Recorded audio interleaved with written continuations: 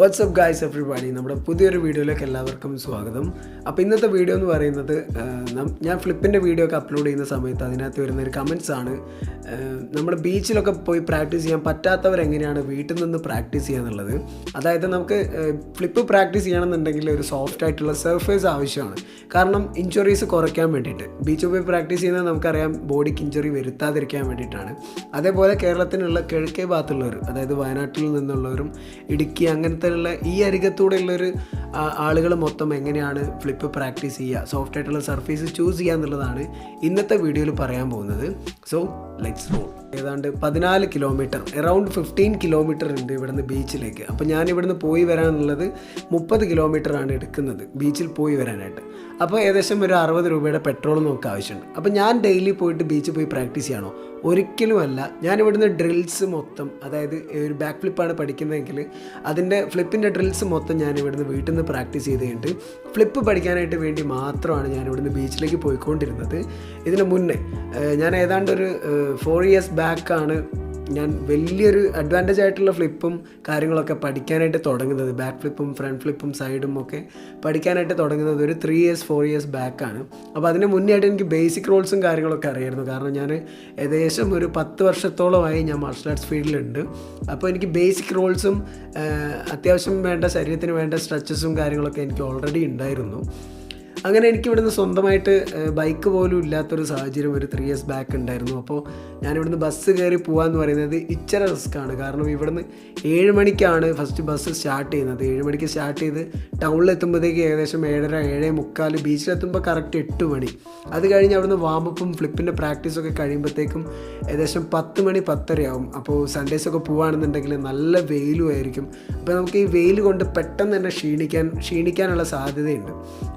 അപ്പോൾ അത് കാരണമായിട്ട് നമുക്ക് ഫ്ലിപ്പ് പ്രാക്ടീസ് ചെയ്യുക എന്ന് പറയുന്നത് അത്ര റിസ്ക് ആയിട്ടുള്ള കാര്യമാണ്. ബസ്സൊക്കെ കയറി പോകുക എന്ന് പറയുന്നത് റിസ്ക് ആയിട്ടുള്ള കാര്യമാണ്.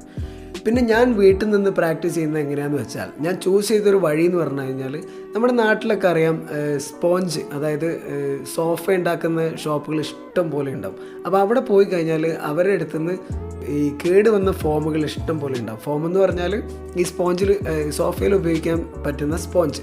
അപ്പോൾ അത് കേട് വന്നതായിട്ടും കയറിയതായിട്ടും ഉള്ള ഒരുപാട് സ്പോഞ്ച് മെറ്റീരിയൽസ് അവിടെ ഉണ്ടാവും. അപ്പോൾ അവരോടത് ചോദിച്ചു കഴിഞ്ഞാൽ ഫ്രീ ആയിട്ട് അവരത് തരുന്നതാണ്. ഒരു എക്സ്പെൻസും അതിൽ കൊടുക്കേണ്ട ആവശ്യമില്ല. കാരണം അതവിടെ വെച്ചിട്ട് അയാൾക്കൊരു ഉപകാരം ഉണ്ടാവുമെന്ന് എനിക്ക് തോന്നുന്നില്ല. കാരണം ഞാനും ചെയ്തതാണിത്. ഞാനിവിടെ അടുത്ത 1-2 ഷോപ്പ് പോയിട്ട് അതിൻ്റെ കുറേ ഫോമും കാര്യങ്ങളൊക്കെ ഞാൻ സെറ്റ് ചെയ്തിട്ട് ഒരു ബെഡിൻ്റെ ഒരു കവറ് വാങ്ങിയിട്ട് അതിനകത്തേക്ക് നിറച്ച് കഴിഞ്ഞിട്ട് ഒരു ബെഡ് ഫോം ചെയ്തു. അപ്പോൾ ഇപ്പം അതിൻ്റെ അവസ്ഥ പരിതാപകരമാണ്. കാരണം ഞങ്ങൾക്ക് ഇവിടെ കുറേ പൂച്ചക്കുട്ടികളും നായ്ക്കുട്ടികളൊക്കെ ഉണ്ട്. അപ്പോൾ അവർ വന്ന് ഞാൻ തലകുത്തി മറിയുന്നത് കണ്ടിട്ട് അവരും തലകുത്തി മറിഞ്ഞൊക്കെ കടിച്ച് കീറി നാശമാക്കിയിട്ടുണ്ട്. സോ അതിന് യൂസ് ചെയ്യാൻ പറ്റില്ല.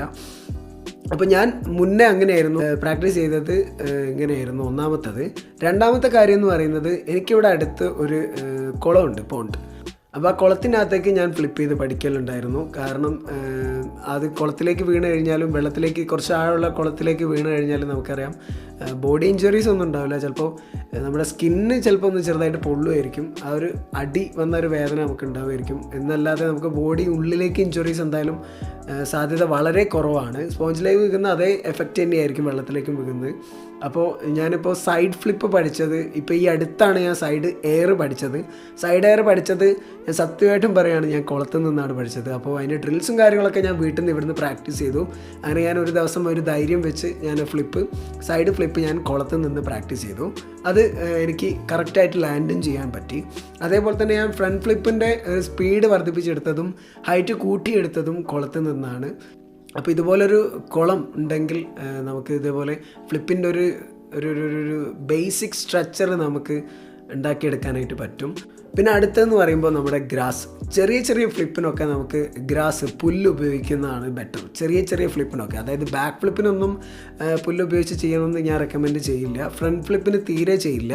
അപ്പോൾ ബാക്ക് ഫ്ലിപ്പിന് ഏകദേശം സ്പോട്ടറൊക്കെ വെച്ച് നമ്മൾ സ്പോട്ടൊക്കെ ചെയ്ത് സപ്പോർട്ട് ചെയ്യാനൊക്കെ ആൾക്കാർ വന്ന് നല്ലപോലെ ചെയ്യുകയാണെന്നുണ്ടെങ്കിൽ, കാലിൽ ലാൻഡ് ചെയ്ത് ആ ഒരു പൊസിഷനിലേക്ക് വരികയാണെന്നുണ്ടെങ്കിൽ പുല്ല് തന്നെ ധാരാളമാണ്. ബീച്ചിൽ തന്നെ പോയിട്ട് പ്രാക്ടീസ് ചെയ്യണമെന്ന് ഒരു നിർബന്ധമില്ല. നിങ്ങൾക്ക് സോഫ്റ്റായിട്ട് ലാൻഡ് ചെയ്യാൻ പറ്റും. വീണ് കഴിഞ്ഞാൽ നിങ്ങൾക്ക് ഒരു കുഴപ്പവും ഇല്ലയെന്ന് നിങ്ങൾക്ക് തോന്നിക്കഴിയുകയാണെങ്കിൽ, മെൻ്റലി കോൺഫിഡൻ്റ് ആണെന്നുണ്ടെങ്കിൽ നിങ്ങൾക്ക് എവിടെ നിന്ന് വേണേൽ ചെയ്യാം. ഞാൻ എൻ്റെ വീടിൻ്റെ ഒരു പറമ്പ്, ഇതിന് മുന്നത്തെ ഒരു വീഡിയോ ഉണ്ടായിരുന്നു, ഇതിൻ്റെ വീടിൻ്റെ ഒരു പറമ്പ് ഞാൻ വെട്ടി ഒക്കെ സെറ്റാക്കി, കാടൊക്കെ വെട്ടി ഞാൻ മണ്ണൊക്കെ ഉഴുത് മറച്ചിട്ടൊരു സ്പോഞ്ച് പോലെ ആക്കിയെടുത്തിട്ട് അവിടെ ഫ്ലിപ്പ് പ്രാക്ടീസ് ചെയ്യുന്നൊരു വീഡിയോ ഞാൻ ഇതിന് മുന്നേ ഇട്ടിട്ടുണ്ടായിരുന്നു.